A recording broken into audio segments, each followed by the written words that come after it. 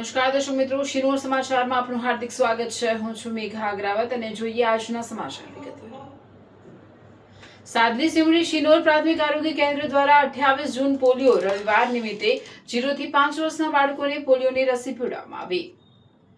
શિનોર તાલુકાના સાદલી સીમાડી તેમજ શિનોર પ્રાથમિક આરોગ્ય કેન્દ્ર ખાતે આજે 28 જૂન પોલિયો રવિવાર નિમિત્તે 0 થી 5 વર્ષના બાળકોને પોલિયોની રસીના 2 ટીપા પીવડાવવાનો કાર્યક્રમ યોજાયો।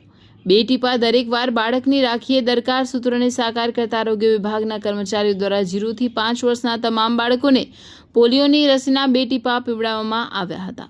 કાર્યક્રમ દરમિયાન વાલીઓને પોતાના બાળકોને સમયસર પોલિયોની રસી અપાવવાની અપીલ કરવામાં આવી હતી, જેથી પોલિયો મુક્ત ભારતના સંકલ્પને વધુ મજબૂત બનાવી શકાય। આ અભિયાનમાં આરોગ્ય કર્મચારીઓ, આશા વર્કરો તથા સ્થાનિક લોકોનો ઉત્સાહભેર સહયોગ જોવા મળ્યો હતો। રિપોર્ટર સંજય ખત્રી, શિનોર સમાચાર ન્યૂઝ, શિનોર। આજે 28મી જૂન પોલિયો રવિવાર।